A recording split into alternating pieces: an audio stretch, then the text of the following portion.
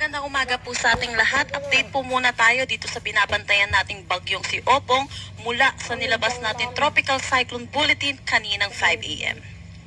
So itong si Opong ay nananatili sa Severe Tropical Storm category. Huling namataan kaninang 4 a.m. sa line 440 kilometers east ng Giwan, Eastern Samar. May lakas na hangin na 110 kilometers per hour at pagbugso na umaabot ng 135 kilometers per hour. Ito'y kumikilos west-northwestward sa bilis na 20 kilometers per hour. Samantala, meron pa rin naman tayong southwest monsoon na nakakaapekto lalo na dito sa western section ng ating bansa. Ito rin inaasahan natin, magdadala rin po ito ng mga pag-ulan, lalo na occasional rains, yung mga pagbugso ng pag-ulan dito sa may Zambales, Bataan at Occidental Mindoro. Dito sa Metro Manila, inaasahan natin magiging makulimlim ang ating panahon ngayong araw at inaasahan din natin yung mataas na tsansa ng mga pag-ulan, pero hindi naman po siya yung kasing same intensity ng mga nakaraang araw po nating pag-ulan. Ito po yung forecast track po ni Bagyong Opong sa Severe Tropical Storm Opong. So ayun po, magkaroon po tayo ng changes dito sa ating track. Pero dito po nakikita natin, mag-intensify siya into a typhoon category ngayong araw. At lalapit po ito bilang typhoon dito sa may Eastern Visayas. So inaasahan po natin, mataas ang tsansa po ng mga pag-ulan, mataas na volume ng pag-ulan, lalo na po dito sa may Northern Samar at Eastern Samar. Nakikita din natin dito sa ating forecast track ang paglandfall niya po somewhere dito sa may Bicol region, at kung makikita din natin, severe tropical storm na lamang po siya or bahagya siyang hihina dahil sa interaction niya sa ating kalupaan habang palabas po siya ng ating kalupaan. So nakikita din natin, by Saturday 2 a.m. nasa labas na po siya ng kalupaan natin.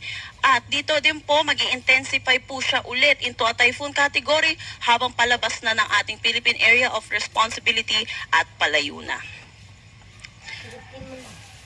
So ngayon po, nadagdagan na po yung ating mga tropical cyclone wind signal.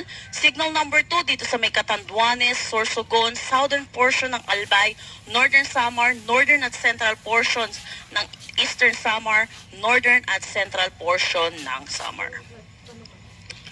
Signal number 1 naman po dito sa rest of Albay, Masbate, kasama na Antigua Islands at Burias Island, Camarines Sur, Camarines Norte, Marinduque, Romblon, Oriental Mindoro, Occidental Mindoro, kasama na ang Lubang Islands, Calamian Islands, Quezon, kasama na ang Polillo Islands. Pati na rin dito sa may Rizal at Laguna. Signal number 1 din dito sa may Batangas, Cavite, Aurora, Metro Manila, Bulacan, Nueva Ecija, Tarlac, Pampanga, Zambales, Bataan, central portions ng Isabela, Benguet, southern portion ng Ilocos Sur, La Union at Pangasinan.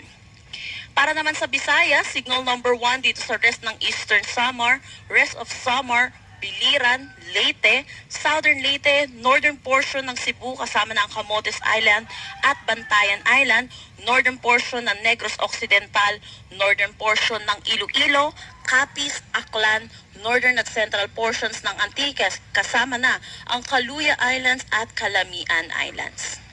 Para naman dito sa Mindanao, signal number 1 dito sa may Siargao Island, Bukas Grande Island at Dinagat Islands. So nagtaas po tayo ng signal number 1 para makapaghanda po ang ating mga kababayan. Hindi pa po natin mararanasan itong mga hangin at mga pag-ulan ngayong araw na dala po neto ni Opong.